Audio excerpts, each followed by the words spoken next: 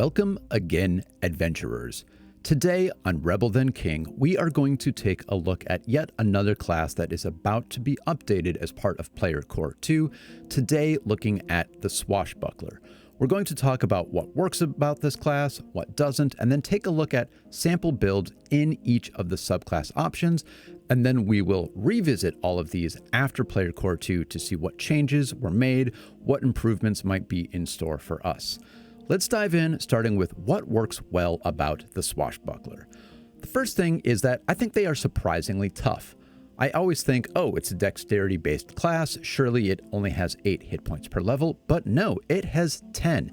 This doesn't necessarily make it a tank, but it is a pretty robust frontline character, more so than you might think with sort of the playstyle. I do really like that you can gain Panache, the core class ability, multiple ways. You can tumble through.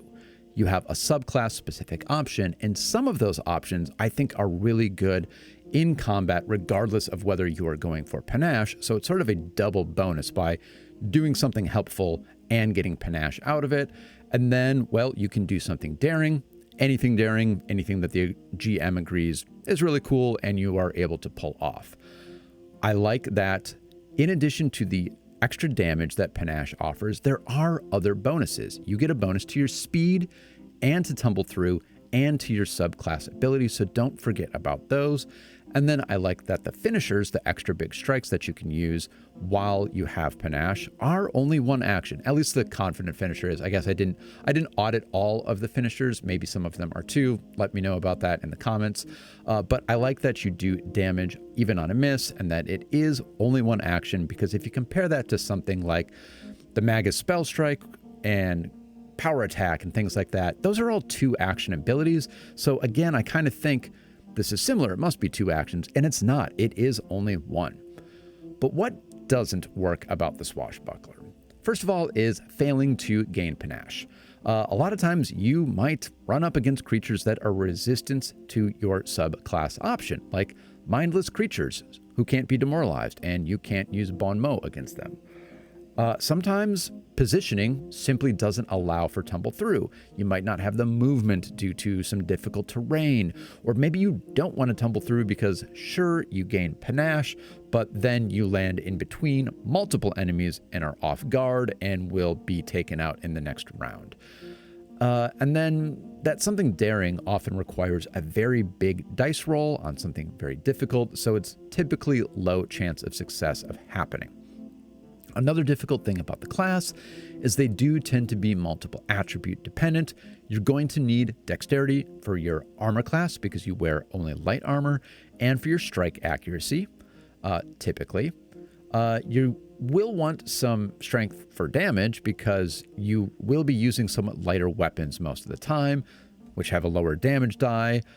You are a dex-based character, so your strength isn't going to be super high, and you will maybe want another ability, but even then, if you were using a D6 weapon, for example, and maybe you have that 2 bonus damage from Panache, but then if you only have a +1 strength, well, you're doing a D6 +3, and you are lagging way behind other marshals, even after you've gained Panache.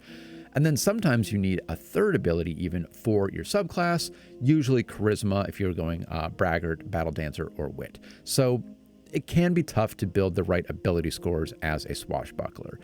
And then the last thing that I think is difficult with this class is timing your finishers. You see, if you have Panache and you have the ability to make multiple strikes, it's great that your finisher is just 1 action because you can move, make a strike, and then use a finisher. But then you are using your finisher with the multiple attack penalty, which means you have a greater chance of missing. And sure, it is nice that you do damage even on a miss, but it is much nicer landing a finisher and doing a ton of damage and, finishing that enemy. This can sometimes lead to spending a round, gaining Panache, using a finisher, missing, doing a little bit of chip damage, but losing Panache, and then repeating. So you kind of just gain Panache, miss your finisher, do a little bit of damage, repeat. And at that point, you might as well just make regular strikes multiple times per round. And it's not that fun when you are saying it's better to just not use my class features. So let's take a look at sample builds in each of the subclasses, see how we get around some of these pitfalls, and try to build the best characters that we can pre-Player Core 2. We will see how these might improve after those updates are made. We are starting with a Kitsune Bandit Braggart Swashbuckler.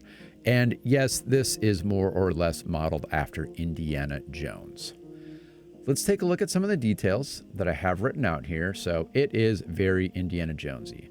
This is going to be pretty decent combat. We are going to be thieving, and we will be a bit of the party face with an investment in dexterity and charisma. Let's take a look at what this character does in combat. First of all, as a braggart, you can demoralize to gain panache. That is why we went with a pretty high charisma. So we've got high intimidation. You can then maybe use your finisher and kill something, or just use a strike and kill something, although the finisher will cause you to lose panache. You can then use the your next reaction. This is a reaction, and after downing a foe, you menacingly remind another foe that you're coming after them, and you get to attempt an intimidation check with a +2 circumstance bonus to demoralize. So you can potentially use that finisher, kill something, use a reaction right away, demoralize the next one with a bonus, and then gain panache right back. This is a very good action cycle for this particular build. Also, remember that due to being a Dark Fields Kitsune, we gain the Invigorating Fear reaction. Let's take a look at that. So this is another reaction, so it couldn't be used in conjunction with your next, but it could be used on other demoralized checks. Trigger is a creature within 60 feet gains the frightened condition. You are invigorated by the shock of a prank or the thrum of terror. You gain temporary hit points equal to the creature's level or 3, whichever is higher. So here's a huge action stack for you. You demoralize someone to gain panache. You then use the Invigorating Fear reaction to give yourself some temporary hit points, and a lot of the abilities of this build start to synergize together. As far as weapons go, I armed this build with a whip, because Indiana Jones, and a fleeca. But it's not just cool looking, although it is very cool looking if you ask me. You can use that whip to threaten more squares because it does have reach. And then you can perform disarm and trip actions with it as well for some crowd control and debuffing. And then you want to use that fleeca for more damage and for multiple attacks if you are making them, because it is an agile weapon. Moving on, I know that this is a fun build, and I know that because I basically stole this build partially. I mean, it's a different ancestry and background and stuff, but same kind of subclass and abilities and class feats as a character in one of my campaigns, and it works well. Demoralize is a great combat maneuver, and being able to demoralize for, well, just leaving something frightened is good enough for the action, if you ask me. But then to also gain panache out of it and to grant yourself some temporary hit points due to your Darkfields Kitsune background is fantastic. That's 3 benefits from 1 action. That's already a good action to take. And then as far as ability scores with this one, dexterity maxed out, charisma maxed out that we can at +3, and then a little bit of strength and a little bit of constitution so that we are tough and survivable, and the strength helps just a little bit with our strikes. So there we have it. There's an example of a braggart. Let's move on to a dancer. Here I have a catfolk saloon entertainer, battle dancer, Swashbuckler.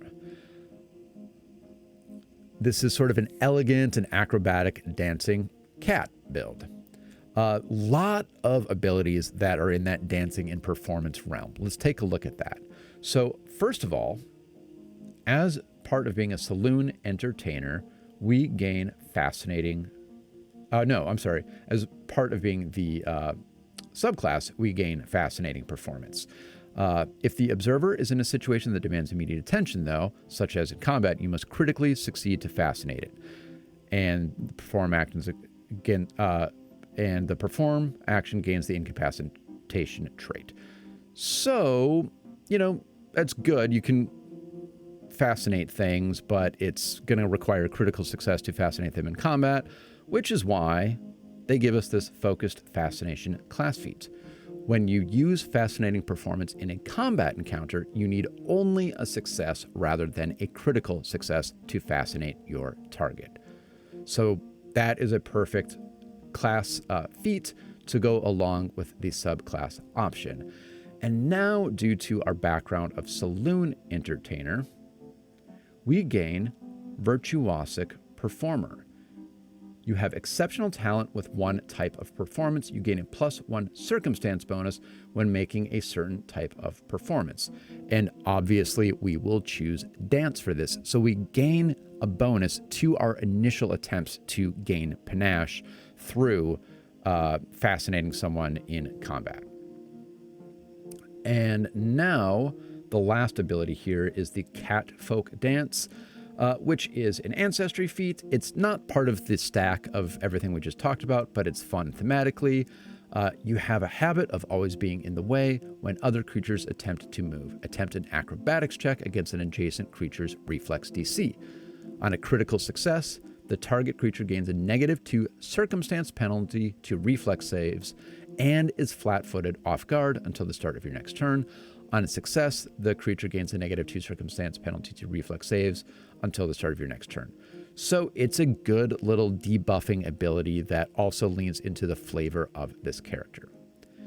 As far as combat with this goes, you will use the Bladed Scarf, which I think fits the character description very well. It has reach, trip, disarm, and sweep. And sweep plus range is a great combo because remember, sweep lets you attack a second creature with a slight bonus to that attack. And with reach, that means you don't have to be standing next to two creatures in order to make use of sweep. It could be that you are next to one and another one is another square away, but because you can hit both of them with this reach weapon, you now get good use out of sweep. As far as the ability scores for this character, again, we wanted to lean into charisma for all the performance and dancing abilities. We need dexterity for AC and strikes. So again, very little strength, but a little bit more than last time. We do have a +4 dex, a +3 charisma, and a +2 strength this time. And there is our battle dancer. So now it is on to our fencer. This fencer is a goblin, street urchin, swashbuckler, and it is, of course, the fencer style. This is a little street urchin thief with a rather deadly blade, as you can see there. Let's talk about the ancestry here. And again, this is one that I borrowed from one of my fellow players in a short campaign that we did. You will pick the Unbreakable Goblin Heritage for extra hit points and reduce damage from falling, which is cool. This also allows you to choose Bouncy Goblin. You gain a +2 circumstance bonus to acrobatics checks to tumble through.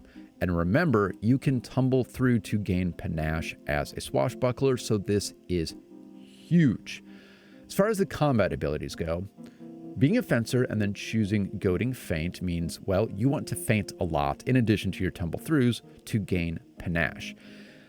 Let's take a look at what Goading Feint does for us. When you trick a foe, you can goad them into overextending their next attack. On a feint, you can use the following success and critical success effects instead of any other effects you would gain from the feint. Let's take a look at what those are. The target gains a -2 circumstance penalty to all attack rolls against you before the end of its next turn on a critical success. And on a regular success, the target takes a -2 circumstance penalty to its next attack roll. So you can feint, and you can either leave the target off guard, which is great. You gain panache, and it'll be easier to hit that target. That is not bad. But another thing you could do is, let's say that creature is still pretty well in the fight, and it's going to be counterattacking on the next round. Well, then you use the effect of the Goading Feint to blunt its attacks. I think that's a really good way to use that ability. And I like that there's clearly sort of a feat given for each of the styles for the most part. As far as the ability scores here, now we are getting more into being a melee combatant type build. Again, maximum 4 dexterity, +3 strength, +1 constitution, and +1 charisma. One thing I haven't even talked about, but every single one of these builds is using leather armor because it is just the most effective. And this is using the War Razor, which is a fun little blade. It's agile and finesse, and it has the deadly D8 trait. So again, if you are using that feint action, sometimes you do want to go with the off guard penalty so that you have a greater chance of landing a crit on that creature with the lowered armor class, and then you get to make use of that deadly D8. Fun build, but on to the next one with our Orc Gymnast Swashbuckler. Background is a laborer, and this is sort of a bully on the battlefield, and that is because the Gymnast style leans into athletics checks. As far as the ancestry and ancestry of feats here, I just sort of went with survivability. The Hold Scarred Arc gives us Die Hard, and then I also picked up Orc Ferocity. That just means this character shouldn't ever be dying in an encounter, hopefully. The background provides us with Hefty Hauler, so that works in conjunction with our high strength on this build. And well, you can be someone who hauls around a bunch of stuff. You also aren't going to need a ton of equipment with this build, or with any swashbuckler really, so you should have a lot of room for carrying. As far as combat goes, let's take a look at what the Gymnast does. You are trained in athletics. You gain panache during an encounter whenever you successfully grapple, shove, or trip a foe. Now, this is an example of a great combat maneuver that you should be doing anyway, but now you actually get to gain panache from doing it. So it sets up a good do something to debuff the enemy and then gain panache, though those combat maneuvers do carry the attack trait, so you are now going to make your next attack suffering the multiple attack penalty, and that can be a little bit difficult to navigate. The weapons I chose for this, I chose Fangwire and a Kukri, and that's because the Fangwire has grapple and the Kukri has trip, and also it just looks cool. They're both agile as well, so you can make multiple attacks, which I think is super helpful.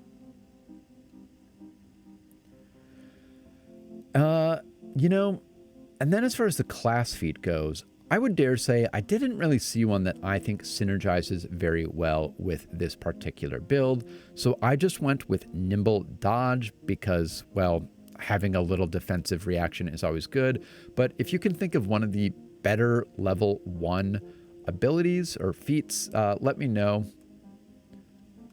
And then as far as ability scores go with this build, this is very similar to the last one, or I think the same, with +3 strength, +4 dexterity, +1 constitution, although I did go with a +1 wisdom because, hey, it's nice to have a little wisdom sometimes, right? Now onto our last build. We have a Kobold Gambler Wit Swashbuckler. So Swashbuckler with the Wit style. This is sort of a smooth talking gambler, party face, thief, and a little bit of a scoundrel and a cheat. The Kobold ancestry works fantastically for this type of swashbuckler because you get a boost to dexterity and to charisma and then a free. So I went with strength for my free option there, and then you get dexterity and charisma, which is what you want. The Venom Tail Kobold is really cool. You get to poison your weapon once a day and do a little bit of persistent poison damage. And I think that fits the flavor of this class really well, being a little bit of a gambler and a cheat, having a little backhanded way of adding some extra damage I think is fun. And then I also like the Cringe Ancestry feats. Trigger. This is a reaction, so the trigger is a creature you are aware of critically succeeds on a strike against you and would deal damage.